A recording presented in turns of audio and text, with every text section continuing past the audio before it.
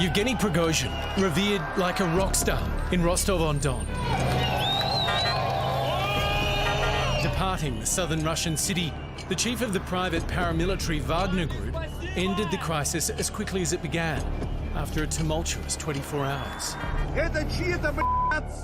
They're someone's father, they're someone's son, he said on Friday.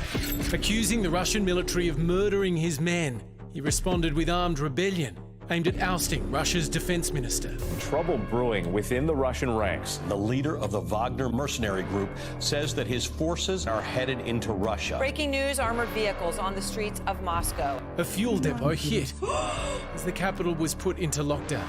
Checkpoints gouged out of major roads as the mercenaries marched towards Moscow. News and social media sites reportedly shut down as the rebellion gained ground. This is undoubtedly the most severe challenge to Vladimir Putin in 24 years of being president. Prigozhin called it a march for justice. The Kremlin called it treason. Обращаюсь к гражданам России. Vladimir Putin issuing a warning to citizens not to be swept up in it. Putin has sown the seeds of his own destruction, and now his confidant has become his nemesis. But with Prigozhin's private army reportedly just 200 kilometers from the capital, he turned them back. Сейчас наступил тот момент, когда кровь может пролиться.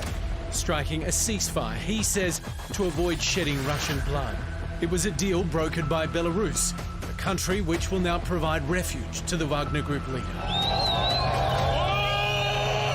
Russia staving off a rebellion for now. But is this the beginning of the end for a weakened Putin? The main battle which happened, it's battle in the souls of Russian soldiers.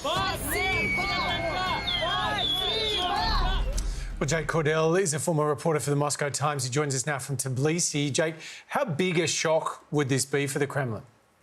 I think it will be kind of a huge shock to the Kremlin. And I mean, this is a Kremlin and a President Vladimir Putin who is notoriously very paranoid. He sees coups or conspiracies even when there are none. But the fact that when there was a real coup attempt or an attempt to change some kind of sort of power system in Moscow, he really didn't see it coming.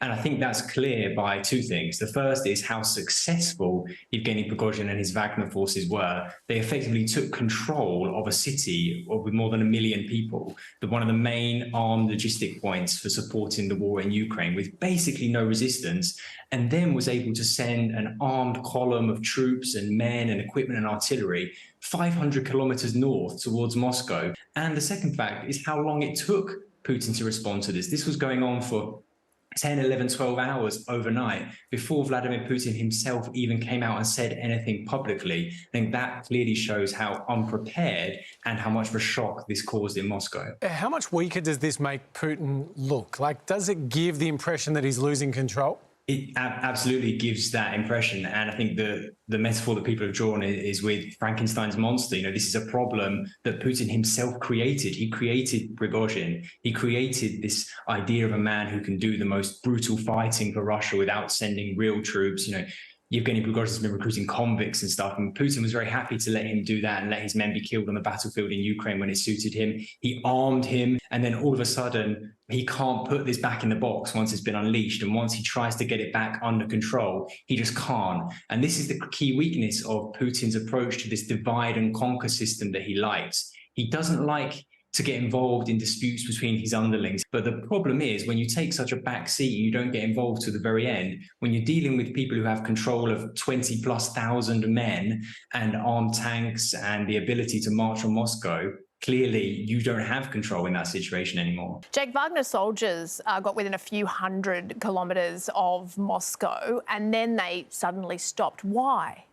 This is really the main question today that really nobody knows. There's a few theories going around. Perhaps Prigozhin was counting on getting some kind of support, some kind of high-level endorsement, or perhaps he'd been told that some kind of troops might join his forces. We just don't know, and maybe that didn't materialize and he got cold feet and turned around. Perhaps he wasn't expecting the kind of response from Putin, who called this an insurrection. He compared it to a coup attempt from the First World War and said he would crush it brutally. What we'll know is what happens in the next few weeks could be key to knowing why they turned back.